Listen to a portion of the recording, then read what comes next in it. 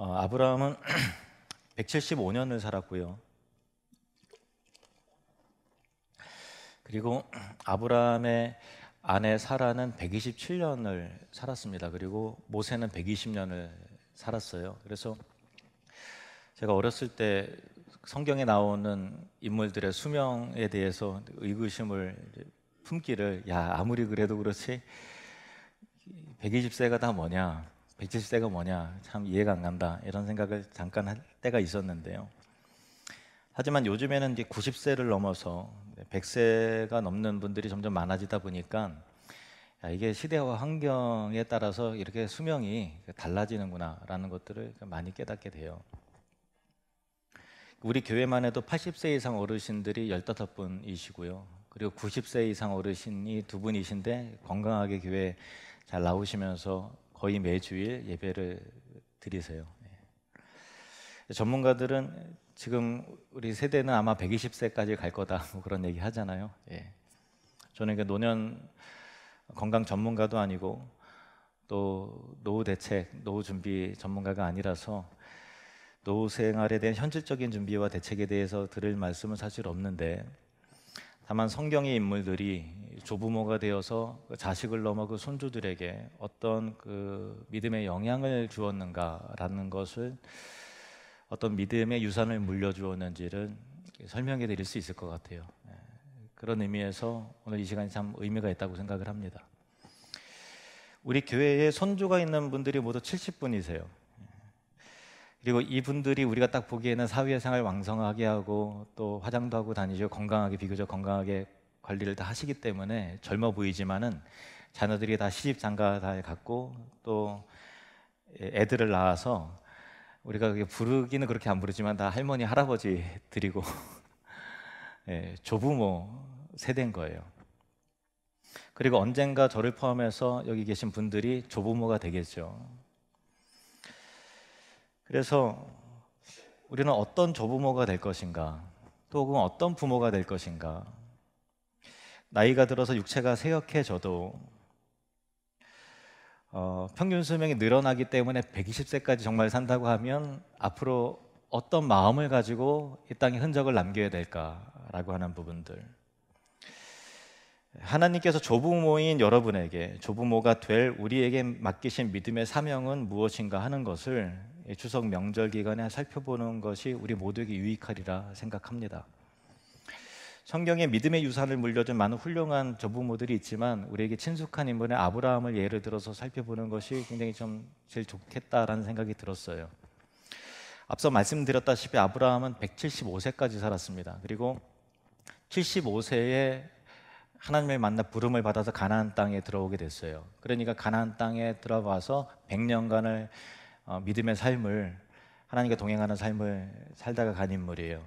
물론 아브라함이 처음부터 믿음에 훌륭한 점이 있었던 것이 아니고 여러 상황 속에서 하나님께서 그를 개입하시고 하나님의 여전한 신실하심을 보여줌을 통해서 하나님 정말 믿을 만한 분이구나, 정말 하나님은 능력이 계시는구나 라는 것을 깨닫게 하심을 통해서 믿음을 세워나가게 하시고 자라게 하게 해서 그 믿음의 조상으로 합당할 만한 그런 인물로 하나님께서 만들어내시죠. 하나님이 그를 믿음의 사람으로 단련해서 만들어 가시는 과정 가운데 가장 핵심적인 훈련은 후손에게 있었어요. 후손에 관한 내용이었습니다.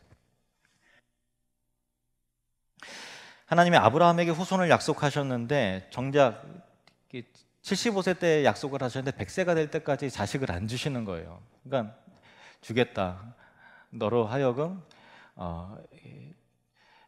너희 자손이 바닷가의 모래와 같이 또 하늘의 별과 같이 많게 해줄 거다 약속하셨는데 자식을 안 주시는 거예요.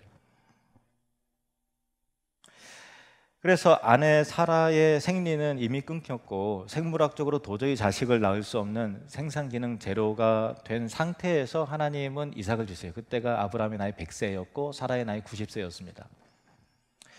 그러니까 도저히 불가능한 상태에서 자식을 주셨다라고 하는 것은 아브라함과 사라의 입장에서는 자식을 낳았다라는 것이 그냥 반갑고 좋은 그런 것이 아니라 죽음 가운데 얻어진 생명이었고 인간의 능력이 아닌 전적으로 하나님의 능력에 의한 무에서 유를 창조하시는 전능하신 하나님이 주신 자식이었고 하나님이 주신 기업이었다라는 것이 확실하게 인식이 되는 거죠. 거죠. 누가 말해도 이 자식은 하나님이 주신 자식이야 라는 것이 확실하게 교육이 되는 거예요. 사실 아브라함에게서의 이삭뿐만 아니라 우리의 모든 자녀와 후손들도 하나님이 주신 기업이죠. 저도 아이들을 낳아서 제 아내가 낳고 품에 안을 때 딱 드는 생각은, 야, 이거 하나님이 주신 거다. 나의 의지와 의도와 계획과 상관없이 하나님이, 우리는 자식을 낳아도 성별이 우리가 뭐 결정하나요? 생김새를 우리가 만드나요? IQ를 우리가 뭐 설정을 합니까? 그게 아니라 주시니까 받는 거잖아요. 그래서 내 자식임에도 불구하고 받은 선물이구나, 하나님이 나에게 주신 거구나 라는 것들을 알게 되죠. 시편 127편 3절 보시면, 보라, 자식들은 여호와의 기업이요 태의 열매는 그의 상급이로다. 여호와의 기업이라는 거예요. 하나님께서 주신 그의 상급이라는 것입니다. 하나님은 우리를 택하시고 우리에게 자식을 선물로 주시고 우리에게 후손들을 기업으로 허락하신 이유에 대해서 말씀하시는데, 오늘 본문입니다. 창세기 18장 19절 우리 함께 읽겠습니다. 시작. 내가 그로 그 자식과 건속에게 명하여 여호와의 도를 지켜 의와 공도를 행하게 하려고 그를 택하였나니, 이는 나 여호와가 아브라함에게 대하여 말한 일을 이루려 함이니라. 아멘. 내가 아브라함에게, 그 자식과 건속에게, 집안 식구들에게, 후손들에게 명하여 여호와의 도를 지켜서 행하게 하려는 사명을 주기 위해서 아브라함을 택했다라는 그런 말씀이잖아요. 그러니까 하나님은 가족과 후손들에게 믿음의 본을 보이고 하나님의 말씀을 가르치고 믿음의 유산을 물려줘서, 잘 물려줘서 하나님의 백성답게 거룩한 삶을 살도록 하기 위해서 우리를 부르시고 우리에게 후손들을 허락하신 것이다 라고 하는 내용이에요. 이것이 아브라함을 택한 이유였고 우리를 부르신 이유입니다. 하나님은 아브라함과 그의 집안 모든 사람들과 이삭, 그리고 앞으로 장차 있게 될 모든 후손들과의 언약 관계 속에서 할례를 받아야 된다라고 말씀하셨어요. 이것은 하나님과 너희와 너희 후손 사이에 지킬 영원한, 대대로 지켜야 될 영원한 언약이라 하셨어요. 즉 하나님과의 언약의 교훈은 대대로 계승되고 이어져야 된다라는 거예요. 우리의 사명은 대대로 하나님과 언약의 관계 속에서 그 대를 잇도록 해야 되는 특별한 사명이 주어진 거예요. 그 사명에 절대로 실패하면 안 돼요. 어느 날 하나님이 아브라함에게, 내 아들, 내 사랑하는 독자 이삭을 내가 너에게 지시할 한 산으로 가서 그곳에 나에게 번제물로 드리라 라고 말씀하셨어요. 아브라함은 군말 없이 순종해요. 그리고 이삭도 순순히 결박을 당해서 나무 위로 올라가서 죽을 준비를 합니다. 그러니까 처음에는 몰랐겠죠. 그래도 되어지는 분위기 보니까 재물이 나야? 그런 거야? 라고 하는 것 속에서 저항하지 않아요. 뛰쳐나가지 않아요. 이미 이삭은 소년을 넘어서 장성했거든요. 청소년기니까 얼마나 힘이 세요. 아브라함보다 훨씬 힘이 세겠죠.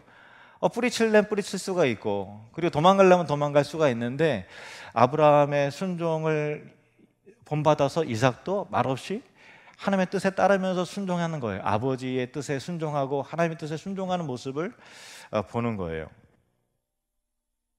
여기에서 우리는 아브라함의 믿음, 아브라함의 순종이 이삭에게로 계승되는 것을 보는 거죠. 아버지가 순종하는 삶을 사니까 자식도 순종하는 삶을 사는구나 라는 것을 알게 되는 거예요. 부모의 믿음의 삶은 자식에게 좋은 모델이 됩니다. 하지만 부모가 믿음의 삶을 살지 않고 순종의 삶을 살지 않으면 자식들도 사실 별로 보고 배울 게 없게 되겠죠. 어떤 다음 세대 전문가가 강의하는 이야기를 들었는데, 어느 교회에서 이제 특강을 하는데, 자녀들이, 젊은 세대가 교회에 나오지 않는 것은 기성세대 다 부모들 때문입니다, 그런 얘기를 하더라고요. 그 이유를 들어보니까 부모들이 집에 가서 교회에 와서 속상한 얘기를 부부들끼리 하니까 목사에 대해서, 교회에 대해서, 어떤 성도에 대해서 좋은 얘기 안 하고 상처받은 얘기, 화난 얘기, 열받은 얘기만 하니까 그것을 엿듣는 자녀들이 뭔가 교회에 대해서 좋은 이미지가 없다는 거예요. 가면 싸울 일이 많고 화날 일이 많고 그런 거예요. 그래서 자녀들 입장에서 볼 때 교회에 나갈 이유를 딱히 찾지 못한다는 거죠. 명심해야 될 것은 우리 자녀, 우리 후손들이 우리에게 좋은 점도 배우지만 나쁜 점도 보고 배운다는 거예요. 그러면 우리는 자녀들 앞에 어떤 부모가 되어야 될까, 어떤 할아버지, 할머니가 되어야 될까라고 하는 그 마음이 드는 거죠. 아브라함의 아내 사라는 127세에 먼저 세상을 떠납니다. 이때 아브라함의 나이가 사라보다 10살이 더 많았기 때문에 137세예요. 그러니까 아브라함은 100세에 이삭을 낳잖아요. 그러니까 137세에 아내가 죽었으니까 이삭은 그때 몇 살이었을까요? 37살이었어요. 그러니까 이삭의 나이가 37살 때 아직 장가를 가지 못했는데 어머니를 잃고 난 후에 외로움에 빠졌습니다. 아브라함에게 있어서는 아들 이삭을 가나안의 딸들이 아니라 고향으로 가서 자신의 친족 혈통 가운데서 하나님이 정해주신 배필을 데려와서 이 아들을 장가 보내는 것이, 이 믿음의 유산을 잇도록 하게 하는 것이 큰 사명이었는데, 이를 위해서 신뢰하는 늙은 종을 자신의 고향으로 보냅니다. 그는 엘리에셀이었어요. 엘리에셀은 고향 갈대아 우르, 아브라함의 고향 밧단 아람으로 갔고, 그곳에서 아브라함의 친족 중에 정말 하나님께서 준비하신 그 이삭의 배필 리브가를 만나서 그를 데려오는데 성공합니다. 이삭은 나이 40에 리브가를 만나서 결혼을 해요. 제가 옛날에 이 성경을 읽었을 때는, 야, 이삭이 늦게 결혼을 했네, 40에 결혼했다고, 이런 느낌으로 한 10년, 20년에 그렇게 읽었는데, 요즘 읽어보니까 제때 결혼을 했네, 이런 생각이 들더라고요. 다 늦게 가니까 이게 시대가 이렇게 바뀌었구나. 조금 늦게 간 듯 하지만 40에 그냥 간 거예요. 그런데 20년이 지나도록 이삭과 리브가 사이에서 아이가 생기질 않는 거예요. 그러니까 야, 이삭의 마음 가운데 요즘도 그렇겠지만 대를 이어야 될 사명이 있는 것이고, 아브라함에게 너로 하여금 하늘의 별과 같이 땅에 또 바다의 모래와 같이 후손을 많게 할 거다라고 약속하셨고, 리브가도 며느리 입장에서 그 사명을 갖고서 왔는데 20년 동안 애가 안 생기는 거예요. 그러니까 그 마음이 얼마나 고통스럽고 얼마나 힘들었겠어요. 참 인생은 쉬운 게 아니에요. 그렇죠? 참 어려워요. 하지만 이삭과 리브가는 20년간 마냥 기다린 것이 아니라 이를 위해서 간절히 하나님께 기도하는 기간을 가졌음을 성경이 증언하고 있어요. 그를 단련하시고 계속해서 하나님을 신뢰하는 법을 일깨우시고 인내하고 기다리는 법을 훈련하시는 거예요. 창세기 25장 21절 말씀 함께 읽겠습니다. 이삭이 그의 아내가 임신하지 못함으로 그를 위하여 여호와께 간구하매 여호와께서 그의 간구를 들으셨으므로 그의 아내 리브가가 임신하였더니, 인내의 기간, 기다림의 기간이 있는 거예요. 그런 통해서 하나님께서 20년 만에 쌍둥이를 딱 얻게 됐을 때 이삭과 리브가도 야, 진짜 하나님이 주셨다라는 것을 더 알게 됐죠. 하나님이 주신 기업이다. 하나님은 우리에게 확실하게 교훈을 시켜요. 아주 그냥 우리의 영혼에 깊이 박이도록 영적 교훈을 시켜주시는 분이에요. 근데 이것을 아브라함의 입장에서 한번 정리를 해보면, 아브라함이 100세에 이삭을 낳았고 140세에 이삭이 장가를 가잖아요. 근데 이미 3년 전에 아내 사라는 죽었어요. 그러니까 늦게 장가를 보냈고 할 때 자기는 이제 얼마 남지 않았는데, 살 날이 얼마 다가오지 않았는데 이삭이 자식을 못 낳는 거예요. 며느리가 임신을 못 하는 거예요. 그러니까 단순히 이것은 이삭과 리브가만의 고민과 마음의 짐이 아니라 아브라함에게도 큰, 내색은 않았겠지만 큰 근심과 걱정거리였어요. 야, 얘들이 왜 자식이 안 생기냐. 1년을 기다리고 5년을 기다리고 10년을 기다리고 15년, 20년이 될 때까지 자식이 안 생겨요. 아브라함의 입장에서 한번 보면 그런 거예요. 큰 기도 제목이었겠죠. 큰 걱정거리였겠죠. 우리 생각에는 100세의 이삭을 낳고 난 다음에는 이제는 아브라함 편에서 근심과 걱정이 다 끝나고, 이제 응답하신 하나님, 그 다음에 탄탄대로로 걸어갔어야 될 것 같잖아요. 그리고 10여 년 후에 그 힘든 테스트, 내 사랑하는 독자 이삭을 나에게 번제로 드리라, 그것까지도 무난히 다 통과했을 때 그 위에는 내리막길만 있고 평탄하고 마음의 즐거움과 화평함만 있어야 될 것 같잖아요. 거기에 무슨 또 시험과 근심거리가 또 있으면, 하나님, 아브라함이 어떻게 살았는데 끝까지 죽는 그날까지 아브라함에게 근심거리 주셔도 되는 겁니까? 라고 하나님 앞에 따지고 싶은 마음도, 동정심도 들지 않겠습니까? 아브라함은 늙어서도 전생에 걸친 고민과 연단과 걱정거리가 있었다라는 거예요. 하지만 늙은 아브라함은 신앙의 연륜과 고난 가운데 만들어진 믿음의 내공이 있잖아요. 그래서 이 모든 것을 고난이 있지만 초연하고 묵묵하게 기다리면서 기도하는 거예요. 버텨냅니다. 아들 이삭과 며느리 리브가가 또 손자 야곱도 믿음이 무엇인지, 하나님의 백성의 삶이 무엇인지, 기도가 무엇인지, 근심과 답답함과 불안함과 절망이 앞으로 다가올 때 어떤 자세로 신자가 살아야 되는가를 아버지 아브라함을 통해서, 조부 아브라함을 통해서 그들은 배우고 듣고 보는 거예요. 이것이 늙어가는 이들의 사명인 거예요. 아브라함이 늙어서도 계속 시련과 연단과 고민거리가 주어지잖아요. 그러함을 통해서 믿음의 삶을 산다는 것이 무엇인지, 죽음을 앞두고 믿음의 선배들이 어떤 발자취를 남겨야 되는 것인지 후손들이 다 보고 듣고 배운다라는 거예요. 그래서 늙어서도 계속 시련과 연단과 고민거리가 있었던 이유는 자손들에게 믿음의 본을 보여주고 인격과 삶의 가르침에 그 메시지를 주어야 할 사명이 그에게, 우리에게 있었기 때문입니다. 아브라함은 160세에 손자 에서와 야곱을 얻게 됩니다. 40세에 결혼을 하고 20년 후에 자식을 낳았으니 160세죠. 그리고 175세에 죽었으니 15년을 그 손주들에게, 야곱과 에서에게 그 믿음의 그 영향을 주죠. 그러니까 아브라함은 쌍둥이 손자 애곱과 야곱이 15세 소년이 될 때까지 약 15년 동안 할아버지로서의 믿음의 영향을 계승시켰음을 우리는 알게 됩니다. 성경은 아브라함과 이삭과 야곱이 같은 장막에 거했다고 말하고 있어요. 히브리서 11장 9절 말씀 시작. 믿음으로 그가 이방 땅에 있는 것 같이 약속의 땅에 거류하여 동일한 약속을 유업으로 함께 받은 이삭 및 야곱과 더불어 장막에 거하였으니. 성경은 단순히 이들의 거두지가 같았다, 주소가 같았다라는 것을 말하고 싶은 것이 아니라 아브라함이 하나님을 향한 믿음을 자녀와 손주에게 공유하고 계승했다라는 것을 말하고 싶은 거예요. 당시에는 성경이 기록된 게 없잖아요. 기록된 성경이 없었기 때문에 요즘에는 애들 성경 읽으니 하루에 3번 꼭 읽었어? 체크하고 확인할 수 있지만 그 당시에는 성경이 없잖아요. 기록된 성경이 없잖아요. 그래서 삶 가운데 일어난 사건들, 하나님에 관한 이야기들을 반복적으로 손주들에게, 자식에 들려줌을 통해서 전해주는 거예요. 창세기는 모세오경의 첫 번째 책이잖아요. 모세오경은 창세기, 출애굽기, 레위기, 민수기, 신명기, 성경의 제일 앞에 있는 5권을 모세오경이라 하는데 그 이유는 모세가 기록했기 때문에 그런 거예요. 그러니까 모세가 의해서 첫 번째 성경이 창세기 기록되었는데 그 이야기는 모세가 기록했다는 건 뭐예요? 우리 조상들의 하나님에 관한 스토리들이, 아브라함의 이야기와 야곱과 이삭과 요셉과 관련된 이 스토리들이 계속해서 전수되고 계승되었다라는 것을 말하는 거잖아요. 그 이야기, 들은 이야기를 근거로 해서 성령의 감동으로 기록을 한 거죠, 모세가.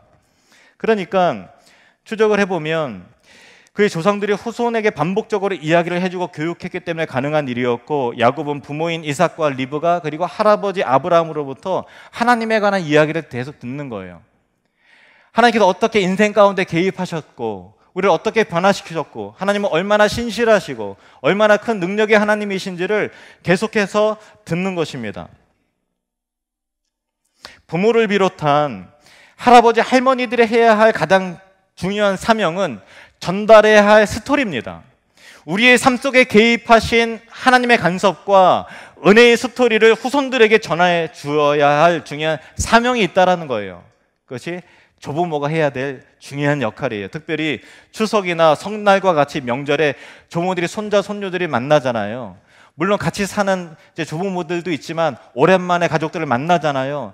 그때 손자 손녀들에게 아니면 영상통화로, 평소에 전화로 해줘야 할 영적인 스토리가 있어요. 하나님에 관한 이야기를 들려줘야 된다는 거예요. 이것이 믿음의 유산이 되는 것입니다.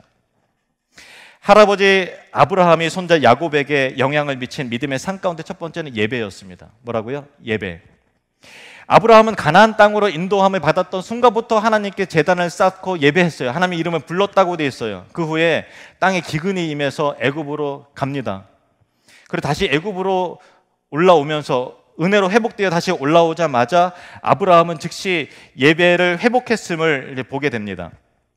창세기 13장 1절에서 4절 말씀, 아브라함이 애굽에서 그와 그의 아내와 모든 소유와 롯과 함께 네겝으로 올라가니 아브라함에게 가축과 은과 금이 풍부하였더라. 그가 네겝에서부터 길을 떠나 베델에 이르며 베델과 아이 사이 곧 전에 장막 쳤던 곳에 이르니 그가 처음으로 제단을 쌓은 곳이라. 예배를 했다는 얘기예요. 그가 거기서 여호와의 이름을 불렀다. 또 예배를 하는 거예요. 그리고 아브라함은 조카 롯과의 그 다툼이 생길 뻔하다가 아브라함이 통 크게 양보하고 배려함으로 헤어지잖아요. 그리고 하나님께서 그에게 나타나셔서 야, 너는 종과 횡으로 한번 행해봐라. 그리고 보이는 땅을 너와 내 후손에게 주겠다라고 말씀을 하세요. 그 약속을 받은 아브라함은 예배자로의 삶을 살기로 결단을 합니다. 그래서 약속의 땅에 하나님의 약속을 내가 이해하고 지킬 것입니다라고 하는 소원한 가운데 장막을 헤브론에 있는 마므레라는 곳으로 옮깁니다. 그리고 그곳에서 단을 쌓고 하나님을 예배하는 거예요. 그리고 거기서 예배하는 삶을 사는데 창세기 13장 18절 말씀, 이에 아브라함이 장막을 옮겨 헤브론에 있는 마므레 상수리 숲에 이르러 거주하며 거기서 여호와를 위하여 제단을 쌓았더라. 예배의 초소가 있는 거예요.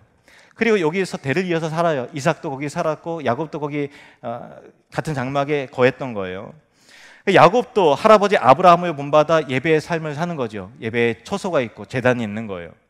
아브라함과 같은 장막에 거했던 소년기 시절에 할아버지 아브라함과 함께 하나님을 예배하는 것을 배워요. 하지만 처음부터 야곱의 마음 가운데 하나님을 인격적으로 만난 그 예배자로서의 면모를 갖춰진 것은 아니었어요. 아, 이렇게 예배하는구나, 할아버지 예배하네, 얘들아 우리 같이 예배하자라고 했을 때 뒤따라서 어깨너머로 배웠겠죠. 아브라함도 하나님을 알아가는 과정과 기간이 필요했듯이 야곱도 그런 과정이 필요한 거예요. 야곱은 장자의 축복을 가로챈 후에 형 에서 원수가 되었고, 그로 인해서 형의 죽이겠다고 하는 형을 피해서 도망가서 살게 되었는데, 먼저 중간에 베델이라는 곳에 이르러서 잠을 청하다가 꿈에서 하나님을 만납니다. 그리고 밧담에서 20년간의 방황의 삶을 살지요. 거기서 자기보다 더 교활한 사람을, 외삼촌 라반을 자기의 장인으로 모시면서 결혼을 하고, 그렇게 속고 속이며 빼앗고 빼앗기는 삶을 살다가 20년간의 방황의 삶 이후에 하나님께서 그에게 나타나서 나는 베델의 하나님이니 너는 너가 있는 곳으로 나를 만나서 그곳으로 돌아가서 나를 예배해라. 하나님이 그렇게 명령하세요. 그래서 야곱은 가족들을 또 소유와 재산을 다 가지고 다시 가나안 땅으로 돌아가서 세겜 땅에서 하나님을 예배하고 베델로 돌아가서 하나님을 예배하는 것입니다.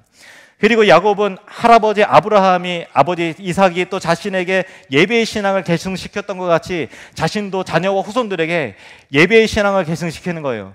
어려운 일이 있을 때 얘들아 우리 하나님께 예배하러 가자, 우리 우상을 다 버리고 진실로 하나님을 찾자라고 하면서 가족을 이끌고 예배의 부흥의 운동을 일으키게 되는 것입니다. 창세기 35장 2절 3절 말씀, 야곱이 이에 자기 집안 사람과 자기와 함께한 모든 자에게 이르되 너희 중에 있는 이방 신상들을 버리고 자신을 정결하게 하고 너희의 의복을 바꾸어 입으라. 우리가 일어나 베델로 올라가자. 내 환난 날에 내게 응답하시며 내가 가는 길에서 나와 함께 하신 하나님께 내가 거기서 제단을 쌓으려 하노라 하매.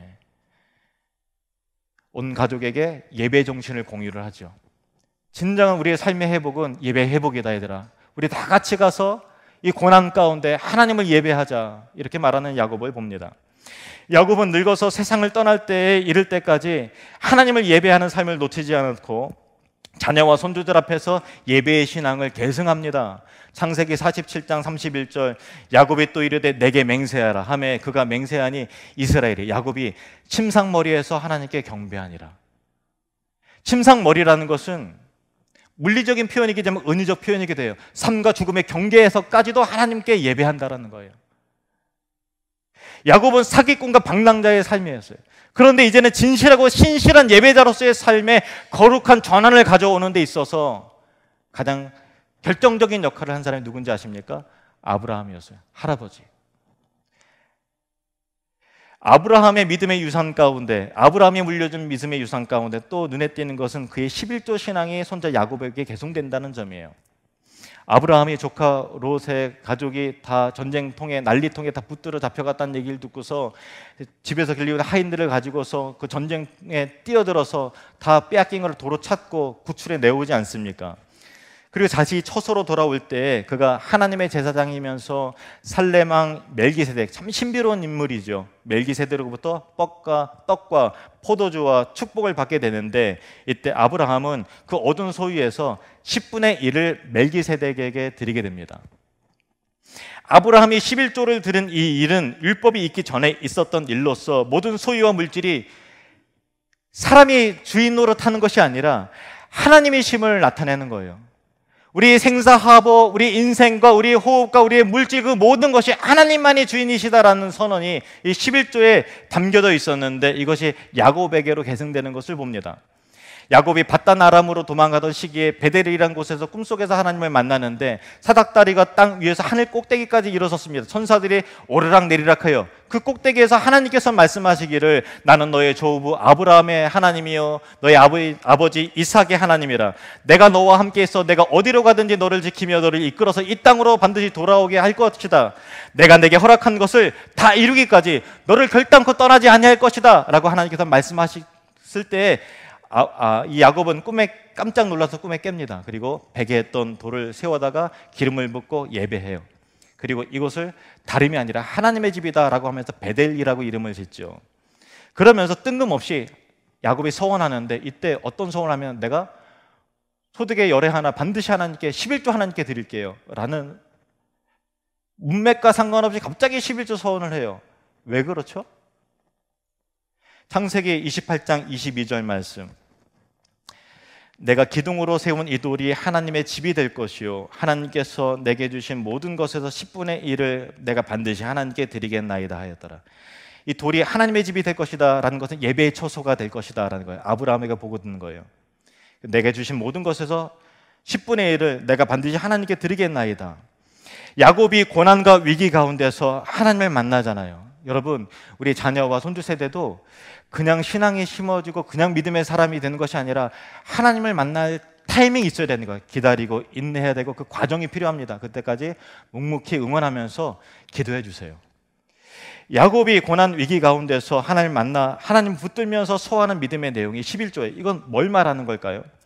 멜기세덱을 만난 할아버지 아브라함의 이야기, 그리고 그 속에 있었던 아브라함의 신앙관, 물질관, 세계관, 이 모든 것이 하나님의 것이라고 하는 아브라함의 11조 신앙이 야곱에게 교훈이 되고 계승이 된 거예요.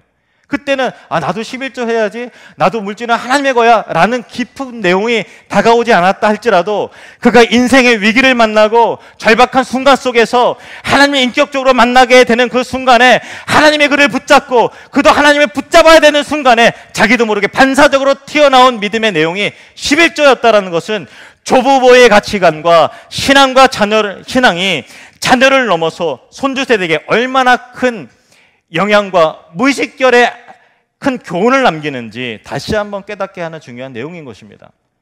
조부모가 믿음으로 살아가고 부모의 세대가 교회에 헌신하고 하나님 앞에 드리는 예물들이, 물질을 바라보는 관점들이, 물질 만능주의, 눈에 보이는 것만 보고 살아가는 이 시대 사람들에게서 우리 아버지 어머니는, 우리 할아버지 할머니는 다른 삶을 살았다고 하는 그 가치관이 그냥 그 흔적들이 그냥 사라지는 것이 아니라 우리의 후손들에게 잠재되어서 인생과 신학의 가치관으로 새겨지게 되고, 결정적인 순간에 그것이 그 사람의 인생을 이끌고 갈 수 있는 신앙의 핵심 가치로 자리매김된다라고 하는 놀라운 교훈인 것입니다. 그리고 마지막 세 번째로, 아브라함이 아들 이삭과 손자 야곱에게 계승시킨 믿음의 유산은 하나님 나라의 비전이었습니다. 히브리서 11장 9절 10절 말씀 시작. 믿음으로 그가 이방의 땅에 있는 것 같이 약속의 땅에 거류하여 동일한 약속을 유업으로 함께 받은 이삭 및 야곱과 더불어 장막에 거하였으니, 이는 그가 하나님이 계획하시고 지으실 터가 있는 성을 바랐습니다. 아멘. 아브라함이 이삭과 야곱과 더불어서 헤브론의 마무리에 거주하면서 살아가면서 교훈한 중요한 내용은, 아브라함이 가르치고 더불어 장막에 거하면서 가르친 중요한 내용은, 얘들아, 우리가 이 땅을 땅으로 받았지만 하나님께서 궁극적으로 약속하신 것은 눈에 보이는 이 땅이 아니라 우리가 돌아갈 고향은 하늘에 있다. 저 천국이 우리의 소망이다. 하나님 나라가 너희의 비전이요 너희의 소망이 되길 바란다. 이것을 교훈하고 가르쳤다라는 거예요. 아브라함은 그것을 어떻게 보여주었는가 하면은, 삶으로 보여주는가 하면은, 그냥 말은 그렇게 했겠죠. 그렇지만 삶으로도 어떻게 보여주었는가 하면은, 아내 사라가 죽은 후에 헷적 속에서 에브론 마블에 있는 막벨라 굴을 은 400세겔 주고서 사요. 그리고 거기에 매장지를 삼습니다. 에브론이 그냥 가져가십시오. 우리와 당신 사이에 뭐 어떻게 금전 거래를 어떻게 할 게 있습니까? 그냥 이렇게 그냥 가져가십시오 했는데도 굳이 돈을 주고서 사서 명의 이전을 시켜요. 그 이전까만 해도 이 가나안 땅에 아브라함 명의로 된 땅이 한 평 없었어요. 나그네와 같이 살았어요. 근데 사라의 매장지를 돈을 주고 샀다라는 것이 어떤 영적인 메시지가 있는가를 좀 뒤에 살펴보겠습니다. 그리고 그 굴에 아브라함도 장사가 되고 이삭도 리브가도 그곳에 장사가 됩니다. 그리고 야곱도 후에 애굽에 왜 들어가게 됐는가는 여러분 잘 아실 거예요. 그래서 애굽에서 마지막 유언을 남길 때 가장 강조한 건 뭐냐면은, 얘들아, 나를 이곳 애굽 땅에서 나를 장사하지 말고 나를 꼭 내 조상들이 묻힌 이 가나안의 헤브론, 마므레 막벨라 굴에 나를 꼭 장사해야 된다라고 유언을 남겨요. 창세기 49장 29절에서 33절, 그가 그들에게 명하여 이르되 내가 내 조상에게로 돌아가리니 나를 햇사람 에브론의 밭에 있는 굴에 우리 선조와 함께 장사하라. 이 굴은 가나안 땅 마므레 막벨라 밭에 있는 것이라. 아브라함이 햇사람 에브론에게서 밭과 함께 사서 그의 매장지를 삼았으므로 아브라함과 그의 아내 사라가 거기 장사되었고 이삭과 그의 아내 리브가도 거기 장사되었으며 나도 레아를 그곳에 장사하였노라. 이 밭과 거기 있는 굴은 햇사람에게서 산 것이니라. 야곱이 아들에게 명하기를 마치고 그 발을 침상에 모으고 숨을 거두니 그의 백성에게로 돌아갔더라. 아브라함과 이삭과 야곱이 다른 곳이 아니라 왜 굳이 가나안 땅 마므레 막벨라 굴을 고집했는가? 거기에는 어떤 영적인 메시지가 담겨져 있는가? 그것은 무엇을 나타내는가 하는 것을 이 신약 히브리서 기자가 잘 설명해 주고 있어요. 여기 메시지가 있다는 거예요. 히브리서 11장 13절에서 16절. 이 사람들은 다 믿음을 따라 죽었으며, 여러분 우리가 죄송합니다. 우리 어르신들이 해야 될 마지막 사명이 뭐냐면 믿음으로 살고 믿음을 따라 죽는 거. 그게 우리 자손들에게 보여줘야 될 가장 강력한 메시지입니다. 여러분 축복합니다. 믿음을 따라 죽어가시는 은혜가 있기를 주님으로 축원합니다. 이 사람들은 다 믿음을 따라 죽었으며 약속을 받지 못하시되 아직 완성을 경험하지 못했던 거예요. 늘 고난이 있고 아픔이 있고 소망이 있는 거죠. 약속을 받지 못하셨을 때 그것들을 멀리서 보고 환영하며, 그러나 절망하지 않아요. 기뻐해요. 주께서 이루실 것이다 라는 것을 바라보면서 환영하며, 또 땅에서는 외국인과 나그네의 힘을 증언하였으니 그들이 이같이 말하는 것은 자기들이 본향 찾는 자임을 나타내미라. 그들이 나온 바 본향을 생각하였더라면 돌아갈 기회가 있었으려니와 그들이 이제는 더 나은 본향을 사모하니 곧 하늘에 있는 것이라. 이러므로 하나님이 그들의 하나님이라 일컬음 받으심을 부끄러워하지 아니하시고 그들을 위해서 한성을, 천국을, 하늘나라를 예비하셨느니라. 아멘. 아브라함은 우리의 종착지가 이 땅이 아니다. 우리 하나님께서 이 땅을 너와 내 후손에게 주겠다는 약속을 실제로 이루어질 줄 믿는다. 그렇지만은 진짜 하나님께서 우리에게 약속하신 땅은 이 땅에 있는 물질 세계가 아니라 영적인 것이고 영원한 것이고 하늘에 있는 것이란다라는 것을 계승시키시고 알려주었다는 거예요. 마찬가지로 그 소망 가운을 품었던 사람들이 상징적인 그 막벨라굴을 나 또한 거기서 장사돼야 된다라고 하는 것은 나 또한 내 본향은 하늘에 있다라는 것을 알고 있다라고 하는 믿음의 고백이었던 것이죠. 그렇게 하나님께서 이루실 하늘나라를 소망하면서 이삭도 또 리브가도 야곱도 그렇게 죽었다는 성경의 가르침이에요. 우리 교회에 70명의 조부모가 계시더라고요. 그리고 70명의 조부모에게는 어림잡아 300명의 자손들이 있습니다.